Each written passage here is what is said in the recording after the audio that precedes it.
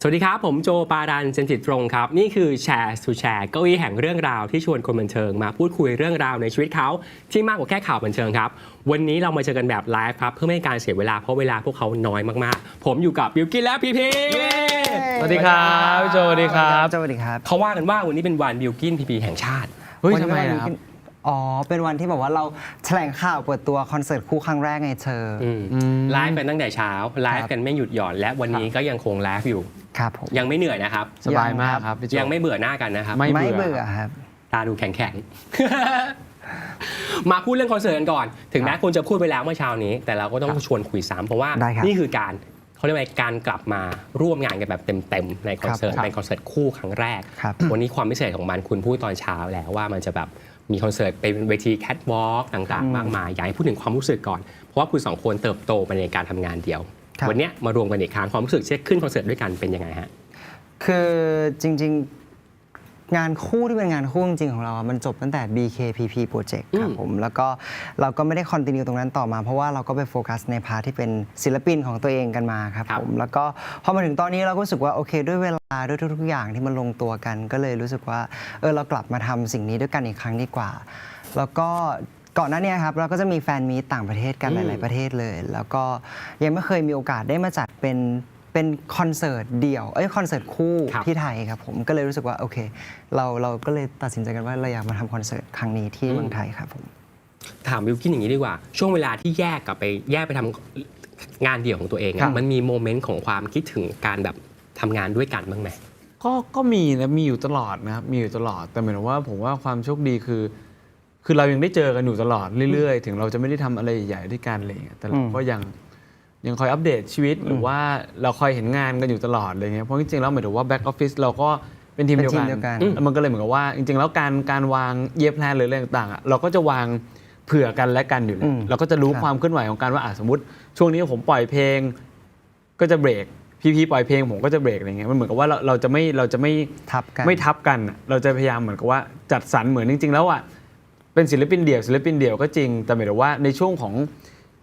เฟสซิ่งของการทำงานเราจะหลบกันหมายถึงว่าช่วงพีมีแฟนมีตช่วงผมมีแฟนมีตอะไรเงี้ยเราก็จะสลับกันทำงานเลยพอเราใช้ทีมเดียวกันทำไม่ทันและทุกคนก็อยู่ตรงนี้นี่แหละแต่หลายคนอยู่ตรงนี้ใช่แล้วก็จริงๆผมว่าพอเราเติบโตขึ้นเรื่อยๆอะไรเงี้ยผมว่ามันก็มีไอเดียหรือว่ามีตัวตนอะไรที่มันเปลี่ยนไปแล้วก็คงคิดว่าถ้าเกิดว่าวันนึงเรามีโอกาสได้มาทำอะไรร่วมกันเราคงมีอะไรใหม่ๆที่เราคิดได้ระหว่างทางในช่วงที่เราไปทำงานของตัวเองแต่หมายถึงว่าเราทำคนเดียวก็คงจะไม่ได้ก็เป็นสิ่งที่เราคิดไว้ว่ามันคงจะดีถ้าเราได้ทำด้วยกันแล้วก็เป็นช่วงเวลาที่ดีผมว่ามัน 2-3 ปีเนาะที่เราแยกกันต่างกันไปทำมาวันนี้ได้กลับมาทำอะไรใหญ่ๆด้วยกันก็คิดว่าเป็นช่วงเวลาที่ได้เก็บเกี่ยวอะไรกันมาพอประมาณครับและคอนเสิร์ตครั้งนี้ถ้าให้พูดพร้อมกันจะพูดถูกไหมฮะคอนเสิร์ตครั้งนี้ชื่อว่า1 2 3 บิลกินนี่ไง5 4 3 2 Bilkin and PP Grid Double Trouble presented by the concert application concert presented by the concert application ใช่เราต้องคอนเสิร์ตก่อนแล้วค่อย presented by ป่ะ Double Trouble คอนเสิร์ต presented by the concert application แฟนคลับคุณ2คนช่วยมาคอมเมนต์หน่อยครับว่าใครควรจะได้คะแนนและใครควรถูกหักคะแนนในวันนี้โอ้ยผมไม่ชอบแข่งขันหรอกพี่ให้เขาชนะไปเถอะผมยอมได้หมดเรื่องแค่นี้ผมเห็นคุณก็แซงทำเป็นยอมแพ้ตลอดนะผมไม่ได้แซงเป็นยอมแพ้นะผมยอมจริงๆพี่โจยอมทุกเรื่องยอมหมดแหละครับซึ่งครั้งนี้ก็จะบอกว่าไม่จริงเมื่อเช้าคุณก็ยังเถียงกันไม่พอเนอะผมไม่ได้เถียงผมแค่พูดจาซัพพอร์ตเขาตอนที่บอกว่าเราจะมีการไลฟ์ครั้งนี้ครับแฟนคลับของคุณมาคอมเมนต์ในเดอะสแตนดาร์ดป๊อปว่าอะไรรู้ไหมเขาจะมาซึ้งกันหรือเขาจะมาตีกันครับพี่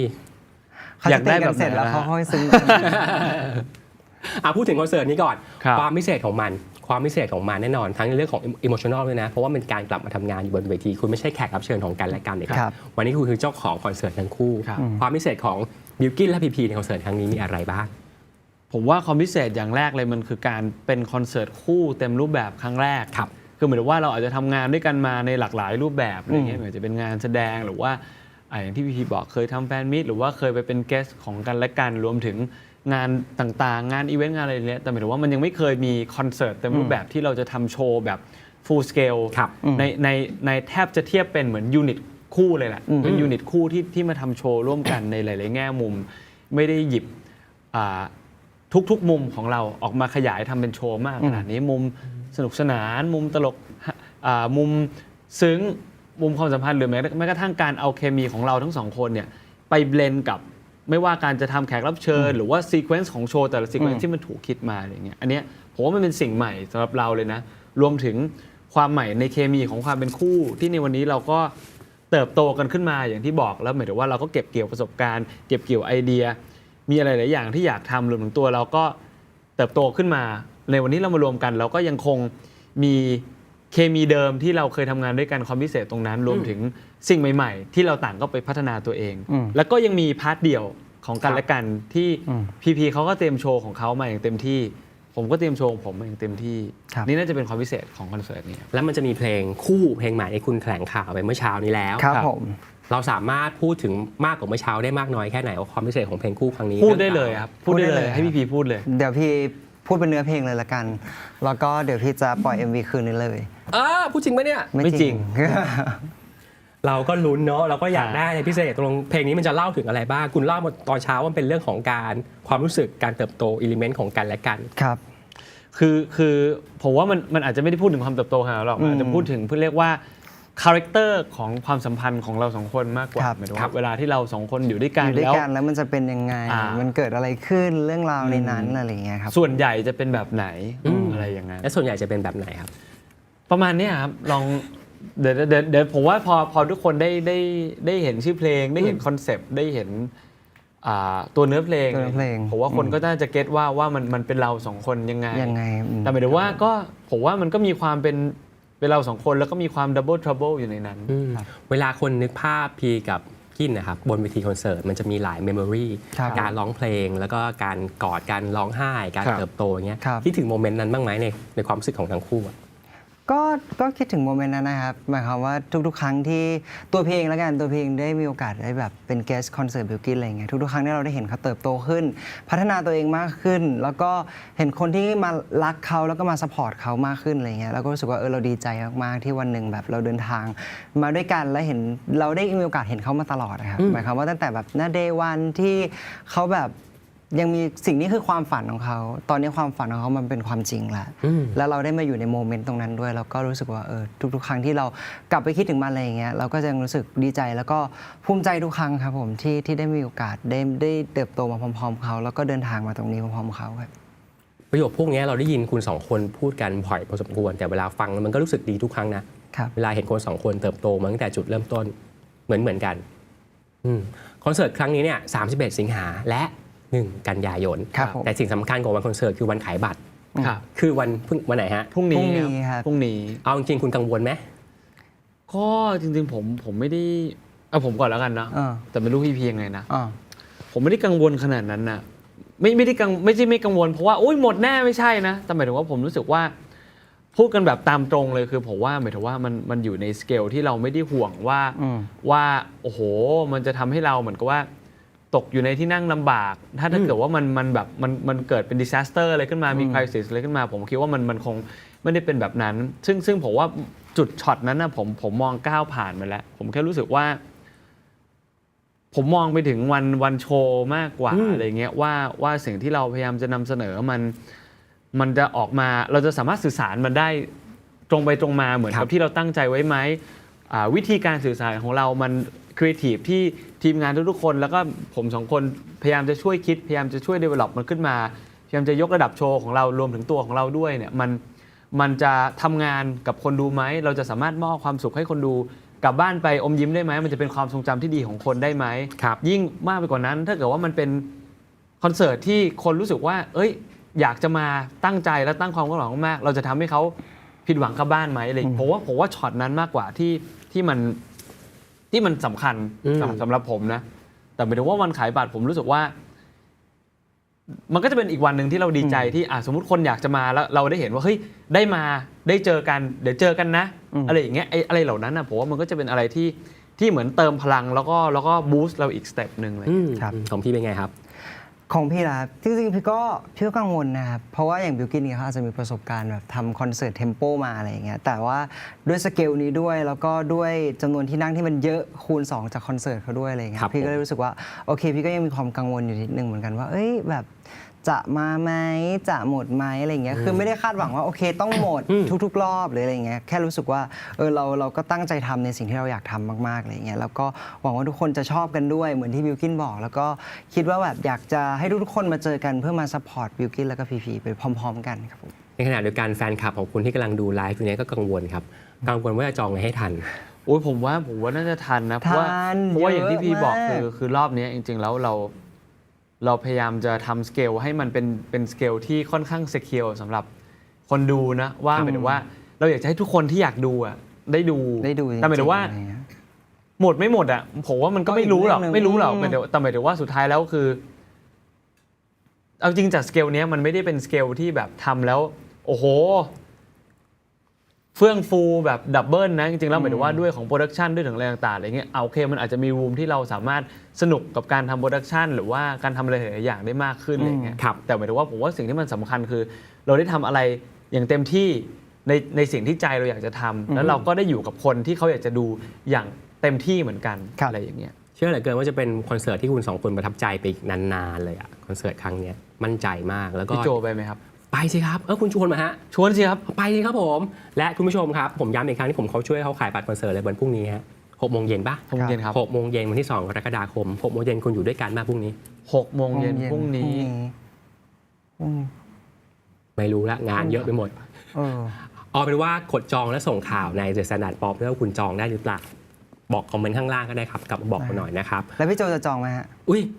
คุณพูดขนาดนี้ผมต้องจองครับผมทันไหมเนี่ยไม่ต้องจองครับผมพี่โจเป็นแขก VIP ครับขึ้นคอนเสิร์ตคุณบีนิชพัฒน์อุทัยลาภทองจัดให้ครับผม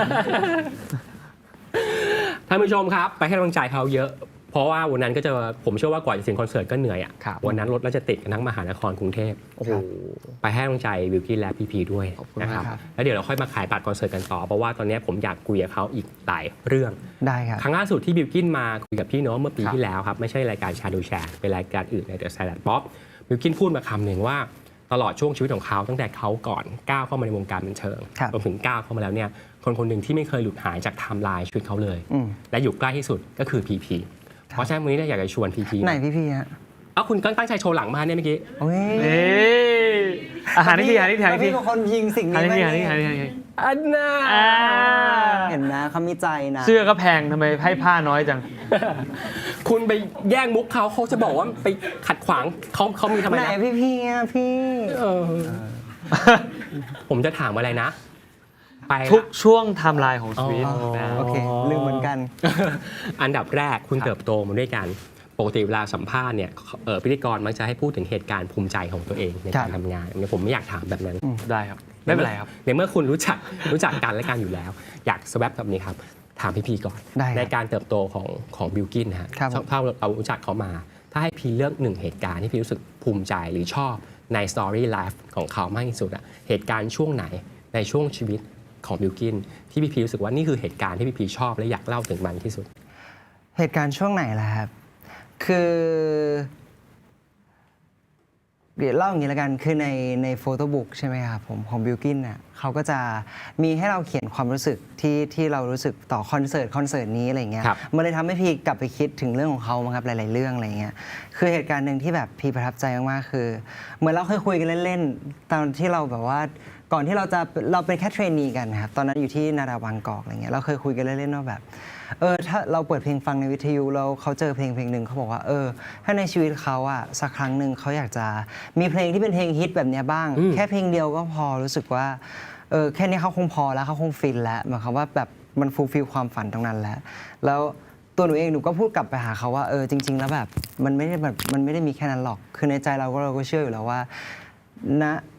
ในอนาคตละกันพี่ก็รู้สึกว่ายังไงเขาก็ต้องมีเพลงฮิตที่มันเป็นเพลงของเขาไม่ใช่แค่เพลงเดียวแต่เป็นอีกหลายๆเพลงอีก10เพลงเลยแล้วพี่ก็เชื่อมาอย่างนั้นมาตลอดว่าทุกๆครั้งที่เราได้เจอเขาแล้วทุกครั้งที่เราเห็นว่าเขาตั้งใจลงไปทำในสิ่งที่เขาเป็นแพชชั่นของเขาจริงๆแล้วเขาใส่เอฟฟอร์ตของเขาไปแบบลงไปตรงนั้นจริงๆแบบทั้งหมดจริงๆอะไรเงี้ยเราก็รู้สึกว่าคนนี้แบบเป็นคนที่มีความฝันที่แบบสตรองมากๆแล้วมันดีมากๆเลยแล้วก็ทุกๆครั้งที่แบบหันกลับไปมองหน้าเขาอย่างเงี้ยเราก็จะเห็นนะบิลกิ้นนะโมเมนต์ตรงนั้นใช่ตลอดอะไรเงี้ยครับผมแล้วก็พอมาในวันที่มันทุกอย่างมันเกิดขึ้น happening แล้วเราก็ กลับมาเห็นเขาอีกทีอะไรเงี้ยเขาก็โตขึ้นมีประสบการณ์ที่มันมากขึ้นมี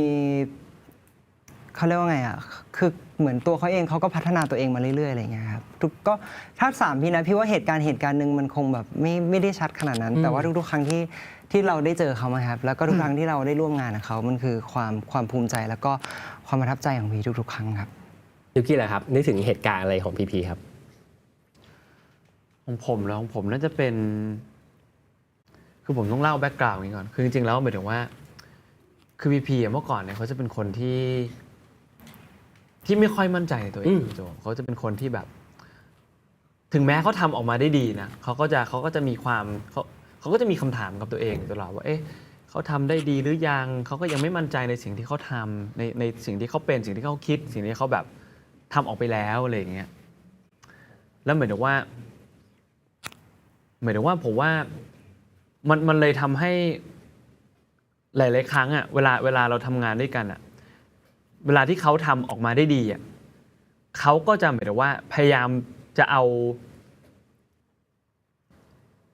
ใจของเขาอะมา dependence on ผมอะว่าเอ๊ะหมายถึงว่าถ้าเขาไม่ทำกับผมเขาจะแบบไม่มั่นใจหรือว่าทำออกมาแล้วทำมาได้ดีหรือไม่ได้ดีอะไรอย่างเงี้ยมันเลยเหมือนกับว่าจริงๆแล้วผมแล้วก็ทุกๆคนอะไรเงี้ยเราก็จะพยายามเหมือนพูดว่าจริงๆแล้วว่าตัวเขาเป็นคนที่มีเสน่ห์มากมีเอกลักษณ์มากแล้วก็เป็นคนที่มีความสามารถแล้วก็เป็นคนที่ตั้งใจแล้วหมายถึงว่าความตั้งใจของเขาอะมันก็ออกผลออกมาเป็นเขาในงานของเขาที่มันออกไปทุกคนก็สัมผัสได้ทุกคนก็รู้อะไรเงี้ยจริงๆแล้ววันที่ประทับใจของผมมากเลยคือวันผมจำได้วันนั้นผมไปงานกับเขาเป็นงานที่เป็นงานประกาศรางวัลของศิลปินครับงานหนึ่งจัดที่สยามพิคเนตข้างบนอะไรเงี้ยผมจำได้เลยว่าวันนั้นน่ะเขาได้รางวัลเป็นศิลปินผมจำชื่อรางวัลเป๊ะๆไม่ได้นะแต่หมายถึงว่าเป็นรางวัลศิลปินแบบศิลปินมาแรงอ่ะศิลปินแบบกับของเพลง Fireboy เขาตอนนั้นเลยผมจำได้เลยผมนั่งอยู่นะแล้วเขาก็ลุกเดินออกไปนะแล้วผมนั่งกับเนี่ยคุณตั้ง Bad Boys นั่งอยู่ข้างๆผมนะแล้วผมมองแล้วแบบผมแบบเหมือนดีใจกับเขามากอะไรเงี้ยรู้สึกภูมิใจในตัวเขาอะรู้สึกเหมือนแบบเขานี่ไงวันนี้ไงคือวันที่อยู่แบบเฮ้ยอยู่ต้องแบบมั่นใจได้แล้วว่าอยู่คือคนคุณภาพอยู่คือคนที่แบบตั้งใจทำงานแล้วก็หมายถึงว่าวันนี้มันก็เป็นวันที่มันพิสูจน์ออกมาแล้วในตัวเขาเองในงานของเขาอะไรเงี้ยน่าภูมิใจไหมเล่าน่าภูมิใจมากครับขอโทษจริงๆพี่มีเสียงจากทางบ้านบอกให้สร้อยโดนไม้ขออภัยครับขออภัยครับในมุมกลับกันครับหลานมาปรากฏการณ์หลานมาผมพูดถึงความภูมิใจฝั่งนี้บ้างหลานมานี่ล่าสุดคือสิงคโปร์อันดับ1ของปี2024รายได้ไปแล้วโอ้โหอะไรจะขนาดนั้นฮะเพิ่งจะครึ่งปีเองนะพี่เดี๋ยวจะมีเรื่องอื่นเดี๋ยวมีเรื่องอื่นอีกครึ่งปีหลังหรอพี่ภูมิใจแค่ไหนกับปรากฏการณ์หลานมาเพราะพี่ก็จะเห็นความตั้งใจของเขาตั้งแต่ไปแคสก็ต้องไปแคสกับศิลปินนักแสดงหลายๆคนเพื่อที่จะได้ให้บทที่มันดีที่สุดภูมิใจครับภูมิใจมากแล้วก็ดีใจกับเขามากๆนะครับคือเราได้มีแบบเราเห็นเขามาตั้งแต่เด็กๆอะไรเงี้ยทุกๆครั้งที่เขาไปแคสงานบิลกินจะเป็นคนที่ได้โอกาสไปแคสงานเยอะกว่าพีมากๆแล้วก็ทุกๆครั้งที่เขาไปแคสเนี่ยเขาก็จะคาดหวังเสมอว่าแบบเขาจะได้ไหมเขาจะไม่ได้หรือเปล่าก็จะมีโมเมนต์ที่กลับมาแล้วร้องไห้บ้างว่าแบบวันนี้ทำไม่ดีวันนี้ทำไม่ได้เลยทำไมมันไม่ได้สักทีเราเห็นเขาร้องไห้บ่อยไหมตอนนั้นไม่บ่อยนะครับเขาก็ร้องไม่ค่อยเหรอฮะเขาก็ร้องไห้บ่อยอะไรผมก็บ่นเฉยๆแล้วเขาก็จะเป็นคนเซนซิทีฟอะไรเงี้ยครับแล้วเขาก็เป็นคนที่เขารู้สึกว่าแบบเหมือนเขาอยากได้แบบอยากได้หนังเรื่องนึงหรือแบบเรื่องนี้มากๆอะไรเงี้ยแบบหลายๆครั้งที่ไปแคสมาอย่างเงี้ยครับก็จะเห็นเขาโดนปฏิเสธมาตลอดอะไรเงี้ยพอมาเรื่องนี้เราก็รู้ตั้งแต่ตอนที่เขาได้รับโปรเจกต์แล้วก็รู้แล้วว่าเป็นคอนเฟิร์มว่าเป็นเขาที่เล่นอะไรเงี้ยก็ดีใจครับดีใจกับเขามากๆแล้วก็ถือเป็นอีกหนึ่งความฝันของบิลกินเหมือนกันทั้งในพาร์ทของการแสดงที่เขาก็เป็นความฝันมาตลอดว่าเขาก็อยากมีหนังเหมือนกันอะไรเงี้ยซึ่งหนังเรื่องแรกของเขาก็คือพี่ก็รู้สึกว่าเขาทำได้ดีมากๆแล้วก็ทุกคนอยู่ในจอด้วยกันใช่ไหมครับเราเป็นหมู่รวมสบายชิวๆครับตัดภาพมาที่พี่ได้ไหม ไปไหนอย่าพึ่งครับผมดีใจครับภูมิใจมายามากหลบมุมกล้องแล้วก็มาจัดซอยเราอยากรู้งี้ครับมันคือพอปีพูดอย่างนั้นอะวันที่เขาถูกปฏิเสธบ่อยๆไม่ใช่บิลกินทุกวันนี้วันที่ไปแคสก็ไม่ได้พ ผิดหวังร้องไห้อะไรเงี้ยกำลังใจที่ส่วนใหญ่คำพูดที่พี่จะบอกเขาคือคำพูดว่าอะไรพี่ก็บอกเขาว่าก็จริงๆมันอาจจะยังไม่โอเคประสบการณ์เราอาจจะยังไม่พอหรือเปล่าเราควรพัฒนาตัวเองเพิ่มหรือเปล่าแล้วพี่คิดว่าสิ่งสุดท้ายเลยคือพี่ก็จะบอกเขาเสมอว่าแบบคือถ้าสมมติเราทำดีที่สุดแล้วณตอนนี้เรามีสกิลเท่านี้เรามีความสามารถเท่านี้แต่ว่าเรา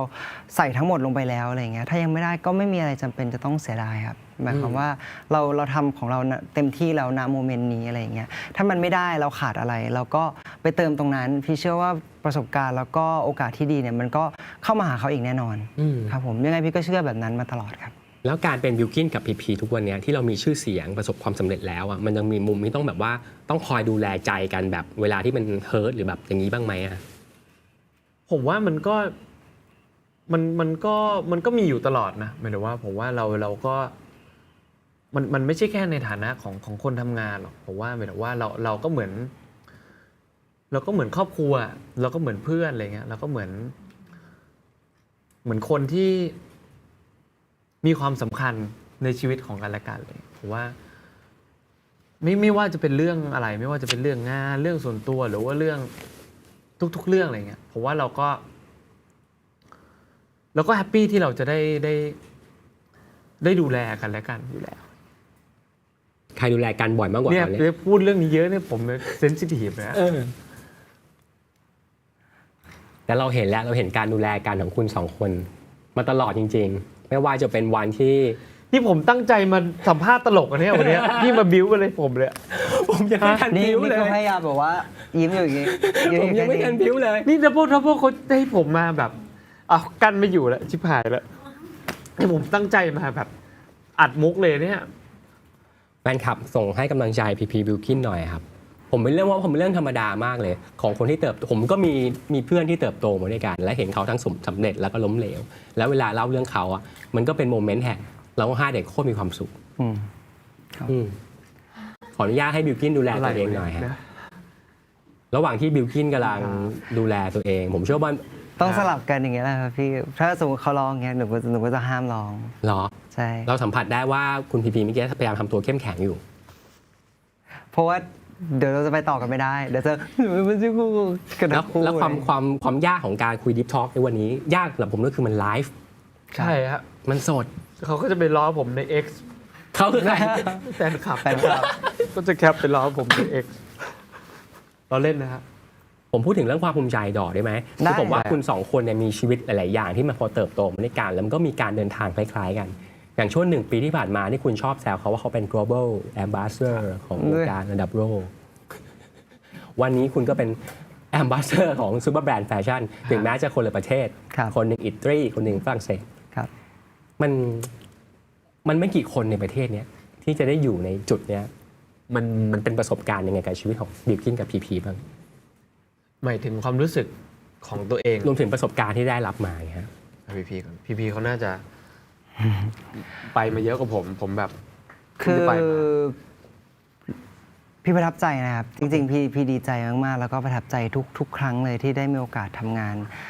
นที่เกี่ยวกับพาร์ทแฟชั่นตรงนี้เพราะว่าตัวเราเองพอเราเริ่มลงไปอินกับมันเยอะเราเริ่มลงไปศึกษามันเยอะอะไรเงี้ยเราก็รู้สึกว่าจริงๆแบบเหมือนสิ่งที่เราได้มาอย่างตอนแรกที่เขาติดต่อพี่มาเลยอะไรเงี้ยพี่ก็รู้สึกตกใจนะครับแล้วก็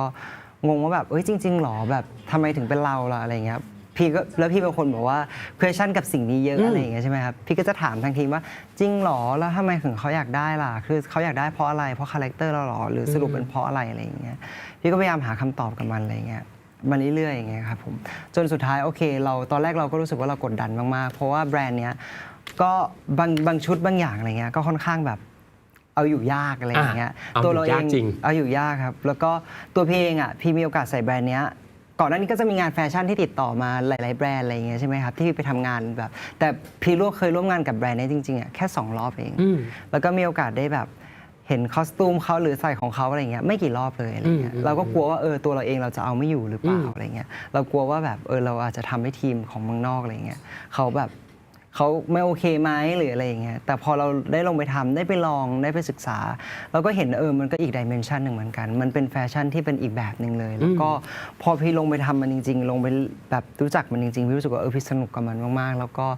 ทุกครั้งที่ได้ไปอะไรอย่างเงี้ยเราก็จะได้ไปเจอแบบเพื่อนๆแล้วกันแบบเพื่อนๆใหม่ๆไปเจอคนใหม่ๆแล้วพี่รู้สึกว่าบรรยากาศแต่ละครั้งถึงแม้มันจะเป็นเมืองเดิมอะไรเงี้ยแต่มันให้ความรู้สึกที่มันต่างกันออกไปทุกครั้งเลยอะไรเงี้ย แต่คุณเป็นความภูมิใจจริงๆนะมันจะมีสักกี่คนที่แบบว่าสามารถเป็นตัวของตัวเองแล้วมันสร้างแรงบันดาลใจให้คนอื่นกล้าเป็นตัวเองอ่ะผมว่านี่คือความชัดมากเลยของพีพีแล้วรุ่นน้องในวงการแฟชั่นคุณเป็นไงบ้างฮะเขาก็ไม่ใช่รุ่นน้องเขาก็ตามมาใกล้ๆแต่เขาประกาศห่างๆเฉย ประสบการณ์ของรุ่นน้องยังงงอยู่ตอนนี้กำลังจูนตัวเองอยู่ก็จริงผมเพิ่งเคยไปแฟชั่นโชว์ครั้งแรกเมื่อเนี่ยเดือนที่แล้วครั้งแรกในชีวิตเลยผมไม่เคยแฟชั่นโชว์มาก่อนเลยอาจจะเคยไปแบบเอ็กซิบิชันของทางแบรนด์เขามาบ้างอะไรเงี้ยแต่หมายถึงว่าถ้าเป็นแฟชั่นโชว์นี่คือครั้งแรกผมว่ามันก็เปิดโลกนะหมายถึงว่าผมว่ามันเปิดโลกคือเราได้ไปเจอกับบุคคลระดับโลกในหลายๆวงการอะไรเงี้ยแล้วผมว่าสิ่งที่มันสำคัญคือเวลาที่เราได้เข้าไปอยู่ในวงสังคมนั้นๆพอเราได้คุยกับคนที่เขาเป็นคนทำงานในระดับ global scale จริงๆผมว่ามัน inspire มันได้อะไรหลายอย่างแบบสมมุติเราไปถ่าย global content ของแบรนด์อะไรเงี้ยวิธีการทำงานของเขาวิธีการวางสอนเขาวิธีคิดของเขาการวางสคริปต์หรือว่าพอเราได้เห็นว่าเอ๊ะถ่ายมาแบบนี้ตัดออกมาเป็นแบบนี้เขาเลือกที่จะใช้อะไรบ้างอะไรที่มันทำงานสำหรับเขาอะไรเงี้ยหรือการพูดคุยอะไรเงี้ยเราก็จะได้เห็นว่าแต่ละคนในระดับนั้นเขาทำงานกันยังไงแล้วมันก็เป็นประสบการณ์ที่เราก็เอามาพัฒนาตัวเองได้ไม่ใช่แค่ในพาร์ทของแฟชั่นแต่คนในนั้นผมว่ามันเป็นคนที่มาจากหลากหลายอินดัสทรีมากๆแล้วเราก็ได้อะไรที่มันหลากหลายกับตัวเองกลับมาเหมือนกันเลยและเป็นวงการที่คนมีแพชชั่นสูงมากนะใช่ครับน่าภูมิใจคุณสองคนจริงๆและผมแอบดูข้อความในไลฟ์ครับก็ไม่มีใครล้อคุณนะครับมีแต่คนโอ้ไม่ล้อนะไม่ต้องกลัวเรื่องล้อนะใช่ครับก็คือแคปแล้วเดี๋ยวเขาล้อไม่เพราะผมยังสะอื้นอยู่ไงแต่พอผมเริ่มนิ่งเท่าไหร่แล้วเดี๋ยวผมเช็คก่อนมีละล้อเนี่ยโดนแน่อ้วนเนี่ยแฟนคลับเขารักพี่บิวกินครับในช่วงหนึ่งของรายการแชร์ทูแชร์จะเป็นช่วงชื่อว่า Flash Card Story เป็นช่วง Flash Card ที่จะให้คุณเลือก Flash Card มีทั้งหมด2ชุดแรกเนี่ยจะเป็นกลุ่มคำที่เกี่ยวกับเหตุการณ์ประสบการณ์อีกชุดหนึ่งเป็นเรื่องของอารมณ์และความรู้สึกเราจะให้คุณเลือกกันคนละ1ใบนะครับแล้วก็รวมกันเป็นคำถามที่จะให้คุณ2คนแชร์กับแชร์ทูแชร์ในวันนี้ต้องเชื่อมอะไรอย่างนี้ป่ะฮะแบบต้องแบบต่อเรื่องไปเรื่อยๆอย่างเงี้ยหรอเดี๋ยวเรามาดูกันเราจะมาเลือกจากมาลิงก์กันมาลิงก์กันใครชอบสีไหนเอาพี่สีแดงครับมา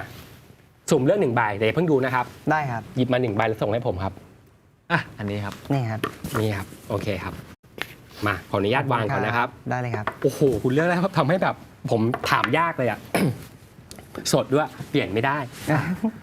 เรื่องที่เดี๋ยวหลบมุมกล้องก็เปลี่ยนได้ถ้าพี่เรื่องที่พีพีกับบิวกินจะแชร์ของเรานะครับคือเรื่องของจุดเปลี่ยนแล้วก็สถานที่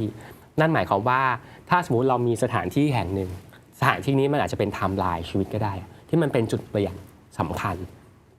เป็นโมเมนต์อินไทม์สำคัญที่เรารู้สึกว่าสำหรับพีกับบิวกินเนี่ยนี่คือโมเมนต์ที่เป็นจุดเปลี่ยนเป็นสถานที่ในความทรงจำหรือสถานที่ที่มีอยู่จริงเนี่ยนะที่มีความสัมพันธ์แล้วมันเป็นจุดเปลี่ยนในชีวิตสถานที่นั้นจุดเปลี่ยนนั้นคืออะไรครับใครตอบก่อนก็ได้ผมตอบก่อนนะผมคิดออกผมว่าจุดเปลี่ยนสถานที่ที่เป็นจุดเปลี่ยนของชีวิตผมเลยนะคือนาดาวบางกอกเพราะว่าจริงๆแล้วผมก็ต้องบอกว่าหมายถึงว่าก่อนหน้านั้นผมก็เป็นเด็กนักเรียนคนหนึ่งที่หมายถึงว่าก็เหมือนเด็กทั่วๆไปอ่ะเป็นเด็กที่ก็อยู่ในโรงเรียนมัธยมทำกิจกรรมโรงเรียนเตะฟุตบอลเรียนพิเศษมุ่นกับการเข้ามหาลัยเลยแต่หมายถึงว่าการเข้านาดาวบางกอกมันเปลี่ยนชีวิตผมไปแล้วเหมือนกับว่ามันแทบจะเป็นสิ่งจุดเริ่มต้นของชีวิตคนหนึ่งที่นำพาตัวเองมาถึงตรงนี้เลยสำหรับผมนะมันให้อะไรกับผมเยอะมากผมอยู่ที่นั่นแบบ 7-8 ปีมันเป็น7-8 ปีที่แบบสนุกมากแล้วก็ได้เรียนรู้อะไรเยอะมากอะไรเงี้ยผมได้เจอกับคนเก่งๆผมได้ทำงานคุณภาพกับคนคุณภาพผมได้เรียนรู้ mindset จากคนที่จริงๆแล้วก็เป็นอินสปิเรชันของสิ่งวิธีการทำงานที่เราเป็นกันอยู่ทุกวันนี้สิ่งที่เราคิดสิ่งที่เราวิธีการคิดของเราผมก็ได้รับแรงบันดาลใจมาจาก ที่นั่นเยอะมากได้เรียนรู้มาจากที่นั่นเยอะมาก ได้ครอบครัวได้มีความสัมพันธ์กับพี่ๆผู้ใหญ่ในบ้านเพื่อนๆในบ้านคนทำงานในนั้นอะไรเงี้ยแล้วก็เป็นจุดที่สร้างความฝันทำให้ความฝันของเราเหลาให้มันชัดเจนขึ้นว่าเราชอบอะไรไม่ชอบอะไรได้เรียนรู้ได้เปิดโลกมากขึ้นอะไรเงี้ยแล้วก็ทำให้ผมทำทุกๆอย่างที่มันเป็นอยู่ในทุกวันนี้ผมว่าจุดเปลี่ยนของผมคือนาดาวบางกอกเหมือนเป็นดอทแรกที่สำคัญมากมันคือสถานที่แบบ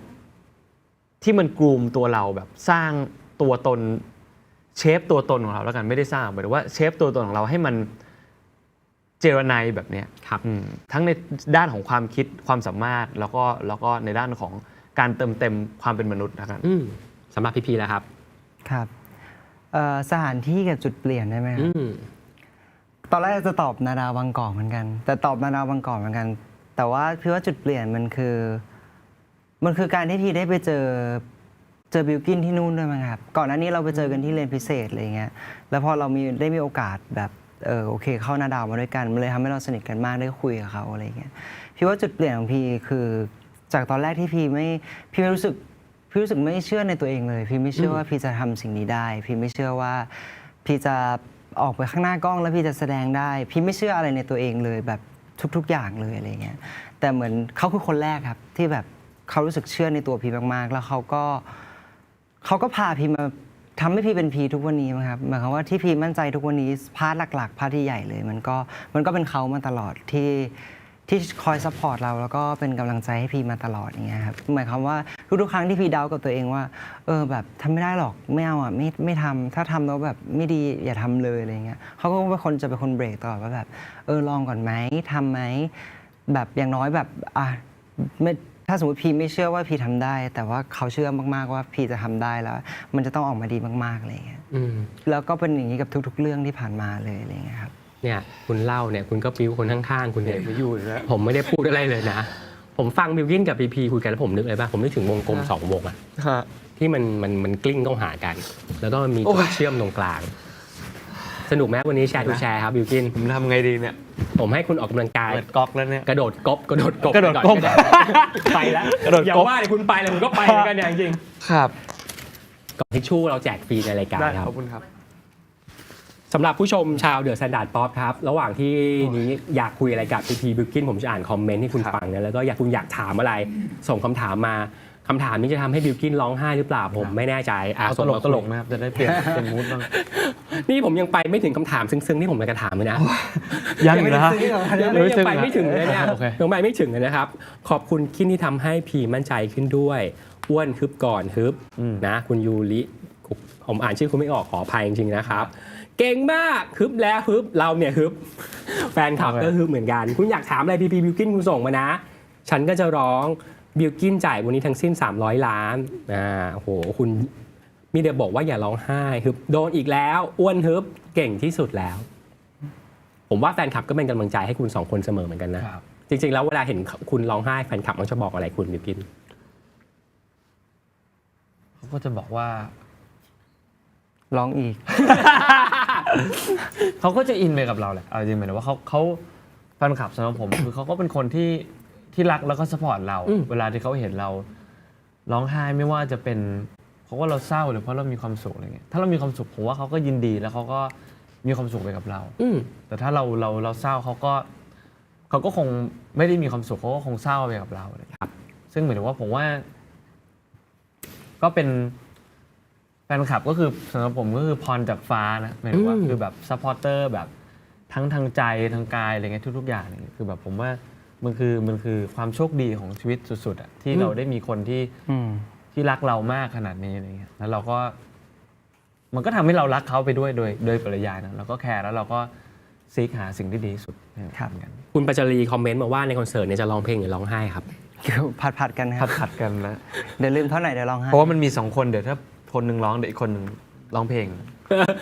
ช่วยกันอีกสักคำถามนึงครับคุณอัชราพานให้ผมอ่านชื่อไม่ผิดนะครับทั้งคู่วางแผนอนาคตร่วมกันยังไงบ้างครับก็หลายๆอย่างนะครับจริงๆตอนนี้เราก็ทำบริษัทก็เหมือนจะเป็นบริษัทเดียวกันแล้วเนาะหมายความว่า เรามีแพลนการทำงานในอนาคตอีกด้วยกันอีกเยอะมากๆ แล้วก็พี่ว่าเราก็คงอยู่ด้วยกันทำงานด้วยกันดูแลกันแบบนี้ไปเรื่อยๆอย่างเงี้ย แต่ผมว่ามันค่อนข้างโอเพนแหละหมายถึงว่าสุดท้ายแล้วต่างคนต่างมีความต้องการอะไรแบบไหนอะไรเงี้ยแล้วก็มาคุยกันแต่หมายถึงว่าผมว่าในวันนี้นะในที่เราเดินทางมาถึงจุดนี้ผมว่ามันมีแต่คำว่าแบบซัพพอร์ตกันหมายถึงว่าต่อให้เขาจะทำอะไรที่เราเห็นด้วยหรือไม่เห็นด้วยเราก็อาจจะมีการพูดคุยแต่หมายถึงว่าถ้าเขาจะทำมันไม่มีเหตุผลอะไรที่เราจะไม่ซัพพอร์ตเขาเพราะว่าเราต่างคนก็เติบโตในการทำงานมาจนจุดนี้หมายถึงว่าเราจะทำอะไรผมคิดว่าเราต่างก็น่าจะมีประสบการณ์แล้วก็คิดมาอย่างดี แล้วก็น่าจะไปเจออะไรที่มันทำให้เราอินสไปร์ทำสิ่งนั้นจริงๆมันมีแต่การวางแผนเพื่อซัพพอร์ตกันมากกว่าสมมติเขาจะทำสิ่งนี้ในช่วงนี้เราก็จะได้หลีกไปทำอย่างอื่นหลบให้เขามาซัพพอร์ตเขาในช่วงนี้เราจะทำอันสิ่งนี้เขาก็อาจจะเป็นหลบแล้วก็มาทำให้เราอะไรเงี้ยมันเหมือนกับว่าเหมือนที่เราบอกว่าใครอยากจะทำโชว์แบบไหนในช่วงไหน เราก็จะไม่ปล่อยเพลงทับกันแล้วก็จะไม่ทำโชว์ทับกันซึ่งอันนี้เป็นการพูดคุยกันอย่างนี้ตลอดเวลาอยู่แล้วใช่ทุกครั้งครับรวมถึงก็ทีมงานก็ช่วยกันทำด้วยมันเหมือนแบบว่ามันเหมือนแบบคนนึงยอมพักงานช่วงนึงไม่ถึงพักงานแหละเบาตัวเองลงช่วงนึงใช่ครับเพื่อดันอีกคนจริงๆผมว่ามันอาจจะเป็นเพจซิ่งปกติของการเป็นศิลปินด้วยแหละหมายถึงว่าเรามีทั้งงานเบื้องหน้าและงานเบื้องหลังหมายถึงว่างานที่เราไป manage สิ่งนั้น manage สิ่งนี้กลับไปพัฒนาตัวเองไปเรียนร้องเรียนเต้นเพิ่มสกิลให้กับตัวเองหรือแม้กระทั่งช่วงที่เราไปคราฟเพลงที่เราอยากจะปล่อยอะไรเงี้ยกับช่วงที่ปล่อยมันก็จะเป็นอีกคนละช่วงกันผมว่ามันมีช่วงที่แบบเราเว้นหลบกันได้โดยที่จริงๆแล้วมันไม่ได้เชิงเบรกขนาดนั้นหรอกเนาะมันแค่เป็นการ manage การปล่อยงานของกันและกันมากกว่าคุณซันนี่เลเวอร์บอกว่าอยากเห็นงานแสดงของพีแล้วนะครับครับตอบเดี๋ยวพี่จะเล่นแสดงให้ดูสดๆเลยแต่บอกคุณซันนี่เลยว่าพี่แสดงทุกวันอยู่แล้วครับผมเปลี่ยนมูดดึงกลับมาบ้างครับใกล้แล้วครับใกล้แล้วใกล้จะแสดงต้องตอบอะไรก็ใช่ไงใกล้จะแสดงใช่ครับผมใกล้จะได้เห็นกันแล้วใกล้จะได้เห็นกันแล้วรอให้พวกเขาพร้อมแล้วพูดกันเองได้ครับเขายังไม่พร้อมกันไงเขาหยิกหลังพี่อยู่ตอนนี้นะคนเดิมที่หยิกหลังอยู่คุณบีนิชพัฒน์อุทัยครับผมหยิกจนเสื้อขาดเลยพี่เสื้อขาดเป็นไงนะครับเขาหยิกจนเสื้อขาดเลยแล้วเสื้อขาดเป็นยังไงนะฮะเป็นรูปหัวใจเรามาคุยกันเรื่องสบายๆมั้งได้ครับเพื่อจะจบด้วยซึ้งๆอีกทีหนึ่งโอเคไหวนะไหวครับนี่ผมได้แล้วตอนนี้ผมชอบคุยกับคุณ2คนมากเลยทำไมครับ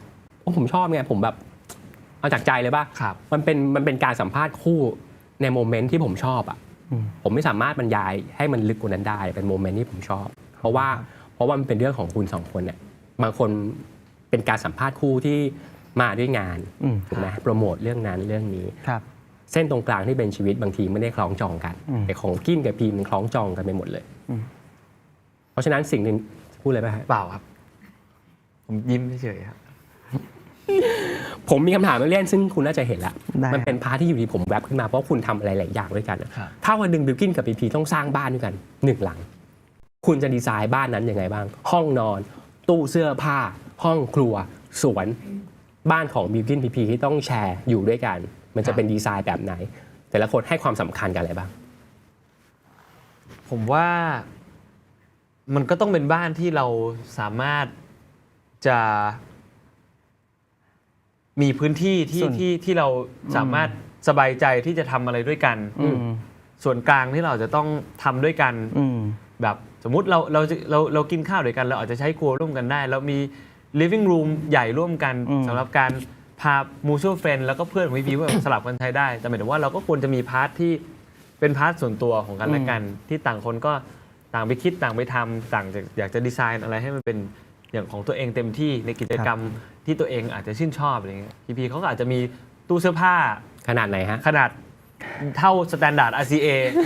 ของเขาอะไรอย่างเงี้ยผมก็อาจจะมีห้องสมุดสำหรับการเรียนรู้ของผมมันก็อาจจะเดี๋ยวให้พูดขึ้นอยู่กับไลฟ์สไตล์ของแต่ละคนอะไรเงี้ยคือผมว่าจริงๆแล้วไอ้ดีเทลเนี่ยไม่แน่ใจนะแต่หมายถึงว่าคอนเซ็ปต์มันอาจจะเป็นแค่ว่าเราจะต้องมีพื้นที่ส่วนกลางที่เราได้มาทำอะไรด้วยกันในจุดที่เราสบายใจแล้วเราก็ต้องมีจุดที่เราสามารถมีความเป็นส่วนตัวแล้วก็ได้รู้สึกสบายใจกับตัวเองเช่นกันพี่ว่าไงเห็นด้วยไหม เห็นด้วยนะครับจริงๆมีไอเดียเดียวกันเลย คือพี่รู้สึกว่าถ้าสมมติบ้าน เสื้อ อยู่ ผ้า ใน เท่าเดอะสแตนดาร์ดอาเจนี่แหละ 2 ตู้ 2 ตู้ ก็จริงๆพี่ว่าแบบอาจจะเป็นพาร์ทหนึ่งอะสมมติซ้ายกับขวาพี่ว่าซ้ายขวาเนี่ยแบบเห็นกันตลอดแต่หมายความว่าก็จะเป็นพาร์ทของเขาเพราะเขาก็จะมีความชอบส่วนตัวของเขาที่บางอย่างที่เราก็รู้สึกว่าแบบเราก็ไม่ได้อินด้วย เช่น แต่ เช่น ฟุตบอลแบบฟุตบอลอย่างเงี้ยก็แบบหรือว่าโต๊ะสนุกอะไรอย่างเงี้ยซึ่ง แทงไม่เป็นเลยแทงไม่เป็น หรือว่าแบบเพื่อนต่างๆเลยเขาก็จะมีสไตล์ของเขาที่เขาชอบอะไรเงี้ยเราก็จะมีอีกแบบหนึ่งที่เราชอบเหมือนกัน เพราะคุณ1 นาทีคุณสามารถกดเสื้อผ้าได้ 30 ตัวป่ะ น้อยไปเปล่าพี่ จริงเหรอ กดไม่เป็นพี่ กดไม่เป็น กดไม่เป็น กดไม่เป็นเขาโทรเอาอย่างเดียวโทรเอา แล้วทำไมคุณไม่ชวนเขาดู กด บอล นี่คือกดโอนอย่างเดียวพี่ อ๋อ สั่งนี่อะไรนะ ทำไมคุณไม่ชวนเขาดูบอลบ้างไงคุณชอบบอลอ่ะ เขาไม่ชอบ เคยไหมเคยดูบอลด้วยกันไหม ดูกีฬาด้วยกันไม่ค่อยเลยครับ ไม่ค่อย ไปไม่ได้จริงทางนี้ ผมดูแต่กับเพื่อนนะใช่ คือก็ดูได้นะแต่ว่าแบบรู้เรื่องบ้างไม่รู้เรื่องบ้างเนี่ยรู้สึกว่าถ้าไปดูอย่างเงี้ยเราต้องไปศึกษาแล้วอุ้ยทีมไหนมีประวัติมายังไงนู่นนี่นั่นคือรู้สึกว่าแบบไม่งั้นมันเชียร์ไม่มันนะ รู้จักลำหน้าไหม ฮะ ลำหน้าออฟไซด์ ล้ำหน้า อืม รู้จัก แต่ ก ถ้า องหน้ารู้จักกองหน้ากองหลัง นี่คือสิ่งที่รู้จัก สิ่งรู้จักในบอลฟุตบอลอะไรอย่างเงี้ย ดูกันไม่ได้ละดูด้วยกันไม่น่ารอดดูด้วยกันไม่น่ารอดบ้านนี้จะมีเหล็กไหมบ้านนี้จะมีเหล็กไหมถ้าคุณต้องสร้างห้องอะไรที่ถือว่าห้องนี้ถูกใจเขาแน่ๆนี่คือห้องที่บิวกินชอบที่สุดหรือมุมที่บิวกินชอบที่สุดคุณจะดีไซน์ห้องนั้นยังไง พี่ว่าบิวกินน่าจะอยากมีแบบสเปซที่มันเป็นเหมือนแบบคาเฟ่เล็กๆไหมคือไม่ถึงกับเป็นคาเฟ่อยู่ในบ้านอะไรเงี้ยครับพี่ว่าเขาอาจจะต้องการสเปซที่แบบเขาได้แบบรีแลกซ์พักผ่อนส่วนตัว ชงกาแฟชงชาอะไรแบบที่เขาชอบแล้วก็มีแบบสเปซที่ทำให้เขาแบบรู้สึกผ่อนคลายอะไรเงี้ยพี่ว่าเขาชอบอะไรมูดนั้น แล้วก็พี่ว่าเขาชอบความมินิมอลอ่ะเขาก็จะไม่ได้แบบว่าฉูดฉาดอะไรมากอะไรเงี้ย น้อยแต่มาก เฟอร์นิเจอร์ น้อยแต่มาก เฟอร์นิเจอร์ต่างๆอะไรเงี้ยเขาจะคุมสีให้มันดูเรียบดูแบบโทนไหม โทน ในขณะที่สีเสื้อผ้าของเรานั้น แดงบ้างส้มบ้าง วันนี้ก็ประมาณ 10 กว่าสีอะไรเงี้ยจริงๆพี่ก็ชอบนะครับความเรียบๆอะไรอย่างเงี้ยแต่ว่าจริงๆพี่ว่าแบบเหมือนฟังก์ชันมากกว่าในบ้านที่มันก็คงต้องแตกต่างกันไปอะไรเงี้ยเพราะฟังก์ชันที่เราใช้กับพี่อาจจะไม่ได้แบบโอเคมาตื่นมาเอนจอยแบบว่านู่นนี่นั่นอะไรเงี้ยกับตัวเองมากในบ้านอะไรเงี้ยครับพี่ว่ามันอยู่ที่ไลฟ์สไตล์ด้วยฟังก์ชันด้วยในการใช้งานอะไรเงี้ยครับ แล้วคุณล่ะถ้าคุณต้องออกแบบมุมหนึ่งที่เป็นมุมแบบของพีเลยชอบแน่ไม่มีบ่นแน่ต้องแบบนี้ ก็ถ้าตู้เสื้อผ้าเท่าเดอะสแตนดาร์ดเนี่ยผมว่าเขาชอบแน่นอน เพราะว่าเขาเป็นคนเสื้อผ้าเยอะมากหมายถึงว่าเขา แล้วขอตังค์ไปซื้อเสื้อผ้าให้เก็บในตู้นี่หน่อย ได้แต่เสื้อผ้ามันแพงทุกตัวเลย คือเขาเป็นคนชอบเสื้อผ้ามากหมายถึงว่า คือเขาอะในบ้านเขาอะก่อนหน้านี้เขานอนอีกห้องหนึ่ง ครับ แล้วเขาย้ายทำห้องนอนใหม่มานอนอีกห้องหนึ่ง อืม ซึ่งห้องนอนเก่าอะตอนแรกเขาจะแพลนว่าพอเขาย้ายปุ๊บไอ้ห้องนี้จะไปทำอย่างอื่นเลยนะทุกวันนี้คือมีแต่เสื้อผ้าเขาเก็บทั้งห้องแบบเต็มห้องแบบเดินไม่ได้อะ อืม แล้วก็ห้องปัจจุบันก็เสื้อผ้าเต็มห้อง บนรถก็เสื้อผ้าข้างล่างก็ บนรถก็เสื้อผ้า บนรถก็แต่เขาก็จะเอาขึ้นเอาลงเอาอะไรอย่างเงี้ยของใหม่ของอะไรแล้วก็ที่บ้านเขาอะจะเต็มไปด้วยแบบ เสื้อผ้าครับ เออ เสื้อผ้าเขาเป็นคนชอบซื้อเสื้อผ้ามาก เยอะขนาดนั้นเลยนะ ก็คือเป็นคนซื้อมาแล้วแบบไม่เคยแบบเอาออกไปเลยครับ ผมได้ยินมาว่าคุณเคยซื้อซ้ำด้วย เนี่ยล่าสุดก็ซื้อในตัวนี้ก็ซื้อซ้ำ อ๋อจริง คือตัวเนี้ยแบบว่าไปทริปล่าสุดมาเนี่ยแหละครับแล้วก็เหมือนพี่สไตลิสต์เขาส่งมาผ่านไลน์มาอะไรอย่างเงี้ยว่าแบบเอาไหมนู่นนี่นั่นอะไรเงี้ยก็พอเห็นแล้วว่าอุ้ยน่ารักจังเอา พอซื้อกลับมาแล้วก็พออันแพ็คทุกอย่างปุ๊บที่บ้านอะไรเงี้ยวางก็เห็นอีกตัวหนึ่งตอนแรกก็นึกว่าอ้าวเอาออกไปแล้วหรอหยิบไปหยิบมาอ้าวก็มี2ตัวเหมือนกันอะไรเงี้ยครับก็มีลืมบ้างอะไรเงี้ยเพราะว่าบางทีแบบเราอะคิดว่ามันคือคอลเลกชันใหม่แบบอันนี้ของใหม่กว่าหรือเปล่าอาจจะทรงคล้ายๆกันแต่แบบสีอาจจะต่างกันนิดนึงอะไรอย่างเงี้ยแต่เราชอบทรงนี้อยู่แล้วเราก็เลยเอามาอะไรเงี้ยสรุปมันก็คืออันเดียวกัน พี่ซื้อให้กินบ้างไหมครับ มีนะครับล่าสุดก็เพิ่งซื้อให้ไป มีบ้าง มีบ้างครับ ชอบไหม ชอบนะครับ คือผมว่า มันคุณค่าทางใจอ่ะ เออจ้ะ ไม่ค่อยได้ใส่หรอกเอาจริงหมายถึงว่า ซื้อมาครับผมก็ไม่ค่อยได้ใส่อ่ะ ทำไมอ่ะมันต้องใส่สิ เดี๋ยวมันเก่าฮะ เอ้า ผมเป็นอย่างเงี้ย ซื้อรถมาก็ไม่ขับ ซื้อรถกันไหมครับใช่ ใช่แบบเป็น คืออะไรที่มันที่เรารักมันมากๆเราจะไม่กล้าใช้ อ๋อ จะไม่กล้าใช้ เนี่ย สมมติว่าคนให้ขนมมาอย่างเงี้ย ก็ไม่แกะ ก็ไม่กิน ก็ไม่กิน ก็เก็บไว้หมดอายุก็เก็บไว้อย่างนั้น เป็นคนแปลกนะ นี่เขาไปตุรกีซื้อขนมมาฝากผมยังเก็บไว้เลย อ่ะ ยังไม่กินเลยหมดอายุไปหลายปีแล้ว แล้วมันไม่เน่าไม่ ก็เน่าแต่มันก็ซีลอยู่ในนั้นนะ ไม่ทิ้งด้วย ไม่ทิ้งอ่ะ แล้วเมื่อไหร่จะคืนหมอนเขาปะ ก็อยู่อย่างนั้นนะก็อยู่อย่างนั้น หมอนเน่าอะคุณไม่เอาคืนแล้วเหรอให้แล้วเหรอ ให้ไปแล้วฮะ ไม่ มีอั คื น อ ใหม่ละมีหมอนเน่าอันใหม่ละ หมอนเน่าอันใหม่ที่คุณวันนี้เอามาไหม เอามีบนรถครับ อยู่บนรถที่เป็นมิกกี้เมาส์ มิกกี้เมาส์ก็ยังใส่ปลอกหมอนอันเดิมยังไม่ได้ซัก ไม่ได้ซักด้วย อืมครับผม คนหนึ่งก็ไม่ซักปลอกหมอน คนหนึ่งก็ไม่ทิ้งขนมหมดอายุ ไม่ทิ้งอะ เหมาะกันแล้วครับ เก็บไปเรื่อยๆทิ้งไม่ลงอะเวลาแบบจะทิ้งอะไรเงี้ย แต่เสื้อผ้าพี่มองว่าแบบจริง ๆ แบบทุกๆครั้งที่พี่ใส่มันอะไรเงี้ยเราก็จะมีความทรงจำไปพร้อมๆกับมันอะไร อื เงี้ย ม พี่เลยรู้สึกว่าทุกๆครั้งที่เราได้ซื้อเสื้อผ้าเราใส่ไปอะเรามองเสื้อตัวนี้กลับไปมันเป็นตัวรีมายพี่มั้งว่าแบบณวันที่เราใส่นั้นเราไปไหนมาบ้างเราทำอะไรบ้างเราแบบมีความทรงจำอะไรบ้างอะไรเงี้ยเพราะฉะนั้นเสื้อผ้ามันก็เลยเป็นส่วนหนึ่งที่แบบพี่รู้สึกว่าพี่มันเป็นของที่มันเป็นความทรงจำที่แบบมีค่าสำหรับพี่ครับ เดี๋ยวเราจะมาพูดเรื่องความทรงจำที่มีค่ากันต่อ ขอเบรกนิดนึงว่า ตอนนี้คนที่กำลังดูไลฟ์สดนี้อยู่ครับ แน่นอนว่าผมไม่รู้ว่านี่ใครกำลังโดดประชุมอยู่หรือเปล่า เลิกเรียนหรือยังเลิกเรียนหรือยังนะครับ แต่เราต้องเป็นคนที่รักพีกับกินแน่นอน แล้วก็เวลาคุณได้รับความรักครั้งนี้มันไม่ใช่แค่คนไทยแล้วมันทั่วโลกคุณไปห้างต่างประเทศ5 ชั้นมีคนล้อมคุณไปแฟนมีนู่นนี่นั่นเนี่ยฮะอยากให้พูดถึงก้อนพลังใจความหมายก้อนนี้ที่เขาส่งมาให้กับพีกับกินทุกๆวันหน่อยว่าเขามีความหมายกับชีวิตคุณยังไงบ้าง ก็ พี่ก่อน ได้ครับ ถ้าพี่พูดว่าความมั่นใจของพี่มาจากแบบส่วนใหญ่มาจากบิลกินใช่ไหมครับพี่ว่าอีกประมาณครึ่งหนึ่งของตรงนั้นเลยแล้วกัน ก็มาจากแฟนๆเหมือนกันพี่ก็จะพูดเหมือนอย่างเงี้ยแบบทุกครั้งที่แบบไปอะไรเงี้ยเพราะเรารู้สึกอย่างนี้จริงๆแล้วพี่ก็ยังถึงทุกวันนี้พี่ก็ยังรู้สึกแบบนี้นะครับหมายความว่าเขาคือคนที่แบบคอยพุชพี่อยู่เสมอแล้วเขาเชื่อมั่นในตัวพี่ในขณะที่พี่ไม่เชื่อมั่นในตัวเองเลยคือมันแบบมันเป็นอะไรที่ Amazing สำหรับพี่มากแล้วพี่รู้สึกว่าพี่รักพวกเขามากพี่อยากจะทำผลงานที่ดีออกมาให้พวกเขาเสมอพี่อยากจะทำงานหน้าพี่พยายามหาอะไรใหม่ๆพยายามบางครั้งก็แบบเผลอไปกดดันตัวเองด้วยว่าเราจะทำดีไหมเราจะนู่นนี่นั่นไหมอะไรเงี้ยทุกอย่างคือก็เพื่อแฟนๆทุกๆคนแล้วเราก็อยากจะให้เขาแฮปปี้กับผลงานที่เราทำออกมาทุกๆครั้งอะไรเงี้ยครับผมแล้วพอมองแบบทุกๆครั้งที่มีโอกาสได้จัดคอนเสิร์ตหรือมองลงไปอะไรข้างล่างเงี้ยเราก็รู้สึกว่าเราโชคดีมากๆเลยอะที่แบบครั้งหนึ่งในชีวิตเราได้มีแบบคนที่เรารักเรามากขนาดนี้แล้วคนที่จะซัพพอร์ตเรามากขนาดนี้แบบรู้สึกว่าตัวเองเป็นคนแบบโชคดีแล้วก็ไม่รู้จะแบบจะขออะไรมากกว่านี้อยู่แล้วแบบพี่รู้สึกว่ามันเกินสิ่งที่พี่คิดมาไกลมากๆแล้วเลยอะไรอย่างเงี้ย จากเด็กคนหนึ่งที่เคยไม่มั่นใจตัวเองทุกเรื่อง ครับทุกเรื่องแล้วก็ไม่มีความฝันด้วยว่าแบบณตอนนั้นไม่มีความฝันอะไรเลยด้วยซ้ำพี่ว่าไม่ใช่แค่ว่าโอเคไม่คิดว่าตัวเองจะเข้ามาในวงการบันเทิงแต่ยังไม่รู้เลยว่าจริงๆแล้วแบบโตขึ้นอยากทำอาชีพอะไรอยากทำงานอะไรอยากจะไปตรงไหนอะไรอย่างเงี้ยคือไม่มีเลยแล้วเป็นคนแบบไม่คิดเป็นคนแบบปัจจุบันสุดๆอะไรอย่างเงี้ยครับรู้สึกว่าณตรงนี้แฮปปี้ก็โอเคแล้วอะไรอย่างเงี้ยครับแต่พอแบบพอมีเขาแบบแฟนๆเข้ามามีบิวกินเข้ามาในชีวิตรู้สึกว่าแบบ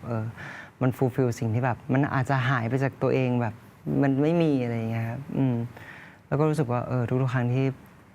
ที่เจอแฟนๆอะไรเงี้ยมันก็ส่งพลังบางอย่างกลับมาให้พี่เหมือนกันกินครับอาจจะเป็นคำถามที่คลีเช่แต่ว่าคุณได้รับความรักเหล่านี้ทุกวันในโซเชียลมีเดียเวลาไปเจอ face to face ฮะต่างประเทศด้วยมันมีความหมายยังไงผมว่ามันเป็นเรื่องหนึ่งมันคือเหมือนพีผมว่ามันคือความมั่นใจมันคือความมั่นใจแต่ผมว่าลึกลงไปกว่านั้นนะมันคือคุณค่ามันคือคุณค่าของทุกๆวันเลยนะจริงผมว่าการที่เราทำงานในทุกๆวันจริงมัน energy consume มากๆอะไรเงี้ยทั้งในเชิงของ physical แล้วก็ mental อะไรเงี้ยผมรู้สึกว่ามันเราจะไม่มี drive ที่เราจะสามารถทำงานอย่างเข้มข้นขนาดนี้ได้เลยไม่มีทางที่จะแบบอยากจะพัฒนาตัวเองขนาดนี้ได้เลยคงจะไม่อยากทำงานให้มันดีที่สุดได้เท่านี้ได้เลยถ้าเราไม่ได้ รู้สึกว่าสิ่งที่เราทำอยู่มันมีคุณค่ามันมีคุณค่าทั้งกับตัวเองและมีคนให้คุณค่ากับสิ่งที่เราทำอยู่ให้คุณค่ากับคนที่ทำอยู่รอดูมันอยู่และงานของเรามันก็สร้างความสุขแล้วก็ให้คุณค่าในหลายๆแง่มุมกับคนอะไรอย่างเงี้ย ผมรู้สึกว่าเนี่ยมันคือหัวใจสำคัญของผมเลยกับการที่เราได้รับความรักเราได้รับแรงซัพพอร์ตเราได้รับคุณค่าเช่นกันเราได้รับคุณค่าเราดีใจที่เราได้ให้คุณค่ากับเขาแล้วเราก็ได้รับคุณค่าเหล่านั้นนะกลับมาเป็น drive กับตัวเราเหมือนกันอะไรเงี้ยผมรู้สึกว่าจริงๆถ้ามองย้อนไปเลยนะผมรู้สึกว่ามันเป็นเรื่องที่แบบถ้าเรามองตัวเองย้อนไป10 ปีที่แล้วเนี่ยมันจะเป็นอะไรที่แบบน่าตกใจมากที่ในทุกวันนี้ผมแบบตื่นตี 5ไปทำงานกลับบ้านเที่ยงคืนตี 1ตื่นตี 5ไปทำแล้วก็ทำงานแบบวันหนึ่งหลายๆงานแล้วก็แบบต้องคิดทุกวันต้องทำทุกวันอะไรเงี้ยเพราะจริงๆอะผมเป็นคนขี้เกียจมากนะพี่ผมเป็นคนขี้เกียจแบบสุดๆอะคือแบบสมัยเรียนแบบคือถ้าผมไม่อยากเรียนหรือถ้าผมรู้สึกว่าผมไม่เห็นคุณค่าของสิ่งที่ทำอยู่อะผมจะโยนทิ้งเลยผมจะแบบรู้สึกว่าเรียนสิ่งนี้ไปแล้วไม่ได้ใช้เรียนสิ่งนี้ไปแล้วแบบไม่อินอยู่แล้วอะไรเงี้ยคือจะเป็นคนแบบนั้นก็เป็นคนที่แบบทำเฉพาะที่จำเป็นแต่หมายถึงว่าทุกวันนี้คือมันเหมือนแบบมันแทบจะพุทเอฟฟอร์ตให้กับทุกเวลาทุกวันที่มีอะไรเงี้ยเพราะหมายถึงว่าพอมามองย้อนตัวเองมันก็เป็นคำตอบของสิ่งที่เรากำลังทำอยู่ว่าเอ๊ะทุกอย่างที่เราทำอยู่เรารู้สึกว่ามันมีคุณค่าจริงๆในทุกๆแง่มุมแล้วมันเป็นสิ่งที่มันทำให้เรามีแรงที่จะตื่นไปทำอะไรในทุกๆวันมีแรงที่จะคิดมีแรงที่จะพัฒนาตัวเองไปในทุกๆวันอะไรเงี้ยผมรู้สึกว่าเนี่ยก็คือเป็นหนึ่งในผลลัพธ์ของการที่เราได้รับแรงซัพพอร์ตความรักแล้วก็การให้คุณค่าจากคนมากๆอะไรเงี้ยแล้วเราก็ให้คุณค่าเขาเราก็ให้เกียรติแล้วก็เคารพเขาในมุมที่ว่าเราก็เต็มที่กับโอกาสที่เราได้รับกับสิ่งที่เราอยากจะทำแล้วก็อยากจะให้มันเป็นสิ่งที่มันจริงใจแล้วก็สร้างคุณค่าให้กับคนจริงๆเลยยอดเยี่ยมแฟนคลับตบมือผมตบมือก่อนแล้วผมชอบมากเวลาเราพูดถึงสิ่งที่มันเป็นสร้างความสุขเราประกายตามันออกผมชอบเวลามองตาคนเวลาพูดเรื่องพวกนี้มากสิ่งหนึ่งที่อยากจะชวนบิลกิ้นกับพีคุยคำถามผมส่งให้คุณดูบางข้อไปเรียบร้อยแล้วฮะบางข้อก็ขออนุญาตถามสดๆเมื่อกี้นี้ได้ครับถ้าชีวิตของกิ้นกับพีครับเป็นภาพยนตร์จากเรื่องหนึ่งเราได้เห็นการพบเจอการรู้จักกันมาตั้งแต่เริ่มต้นจนถึงวันนี้ฮะถ้าชีวิตของคน2 คนเป็นภาพยนตร์เรื่องหนึ่งและคุณ2 คนเป็นคนดูนะภาพยนตร์เรื่องนี้เราจะได้ดูอะไรกับภาพยนตร์เรื่องนี้เรื่องภาพยนตร์นี้มันเล่าเกี่ยวกับอะไรทั้งเรื่องของชีวิตความสัมพันธ์ความผูกพันนะมันเล่าเรื่องอะไรหมายถึงถ้าชีวิตของบิลกิ้นกับพีตั้งแต่ภาพยนตร์รู้จักเริ่มต้นจนถึงวันนี้เป็นภาพยนตร์มันเป็นภาพยนตร์เกี่ยวกับอะไรและคนดูจะได้อะไรเกี่ยวกับภาพยนตร์ของตัวละคร2 ตัวนี้บ้างผมว่ามันก็คงเป็นภาพยนตร์ประจนภัยไหมได้ประจนภัยก็ได้จริงๆเป็นผู้จะประจนภัยก็ได้เพราะว่าผมว่ามันก็คือหนังชีวิตอะหนังชีวิตอะที่ผ่านการประจนภัยในหลายๆรูปแบบผ่านช่วงชีวิตมาในหลายๆช่วงชีวิตผ่านประสบการณ์ทั้งสุขและเศร้าแล้วก็เหนื่อยแล้วก็มีความสุขผมว่ามันก็น่าจะครบทุกรสของการเป็นชีวิตนะเจอในจุดที่เรารู้สึกว่ามันคิดไม่ออกว่าจะทำยังไงต่อมันเหมือนมันไม่มีทางจะไปต่อกับจุดที่ไม่นึกว่าจะมาถึงตรงนี้ได้อะไรอย่างเงี้ยคือมันแทบจะเป็นแบบชีวิตแบบจริงๆถ้าเป็นหนังชีวิตเรา2 คนมันก็น่าจะสนุกมากนะเพราะว่าหมายถึงว่าตั้งแต่เรารู้จักกันมามันเหมือนกับว่าอย่างที่บอกเลยตั้งแต่ผมเข้านาดาวก็คือเป็นช่วงที่ได้เจอเขาแล้วก็นับตั้งแต่วันนั้นนะชีวิตผมมันเหมือนชีวิตเราอ่ะมันเหมือนรถไฟเหาะที่มันอยู่ดีมันก็เปิดประตูการแสดงอยู่ดีมันก็เปิดประตูศิลปินอยู่ดีเราก็ได้ไปเจอสิ่งนั้นสิ่งนี้อะไรใหม่ๆมากมายได้ไปทำงานกับคนหลากหลายวงการคนหลายๆคนเก่งมากมายได้ไปเจอกับได้ไปทำงานต่างประเทศอะไรอย่างเงี้ยผมรู้สึกว่ามันเป็นหนังที่น่าจะเจอสิ่งที่มันทำให้เราเซอร์ไพรส์อยู่ตลอดเวลาเจอบทเรียนที่มันทำให้เราพัฒนาตัวเองอยู่ตลอดเวลาเจอสิ่งที่ไม่คิดว่าชีวิตนี้จะได้เจออย่างแบบลำบากแต่สุดท้ายมันก็เหมือนกับว่าเราก็ผ่านมันมาได้เรื่อยๆอะไรเงี้ยก็ช่วยด้วยกันผ่านมาด้วยกันช่วยกันจนแบบวันที่ใครสักคนลำบากเราก็ซับกันก็คงเป็นหนังคู่หูที่ประจนภัยผ่าน ทุกเรื่องมาแล้วกัน เจมส์บอนด์ ผจญภัย ประจนภัยจูมันจี้ พอพูดคำว่าคู่หูอะทำให้พี่นึกอะไรอันหนึ่งออก ถ้าย้อนกลับไปใน Instagram ของทั้งคู่เลยนะครับ ครับ ของทั้งคู่ตั้งแต่แรก ๆ ที่มีการโพสต์ รูปแรก ๆ ที่ทั้งคู่โพสต์ถึงกันด้วยกันน่ะใช้คำว่าดูโอ ครับ ผมไม่รู้จำได้หรือเปล่า ผมจำรูปหนึ่งของที่บิลกินโพสต์เป็นรูปที่พีน่าจะเพิ่งเรียนจบแล้วเป็นดอกไม้แล้วก็ congratulation duo สักอย่าง ที่อสัมใช่ไหมครับ ของพีก็เป็นคำว่าดูโอเหมือนกัน วันนี้ถ้าต้องลงรูปคู่แคปชั่นมันยังเป็นดูโอไหมครับ หรือเป็นคำไหนแล้ว ผมว่ามันก็เป็นแฟมิลี่แล้วมั้งหมายถึงว่ามัน พี่ก็คือส่วนหนึ่งของชีวิตนะครับ อืม พอแบบมองย้อนกลับไปอะไรเงี้ยเรารู้จักกันมานานมากเขาคือเหมือนแบบเราอยู่ด้วยกันเยอะมากๆ คือถ้าณตอนนี้พี่อายุ25พี่เจอบิลกินมาพี่ว่าเกือบจะ10 ปีแล้วอะมันเกือบจะครึ่งหนึ่งของชีวิตพี่ไปแล้วที่แบบพี่อยู่กับเขาไปอย่างเงี้ยพี่ว่าเขาก็คือส่วนหนึ่งในชีวิตพี่ก็คือ part of อะไรอะ my life อย่างเงี้ยหรอพี่ก็รู้สึกว่าแบบเขาคงเป็นคำนี้มาครับ อันนี้ เพราะว่า ถึงช่วงคำถามเศร้าจังเลยเศร้าหลอก ำลังจะโยง เพราะว่าพี่ว่าจริง ๆ แบบ อืม ทุกพาร์ทจริง ๆ พี่หมายความว่า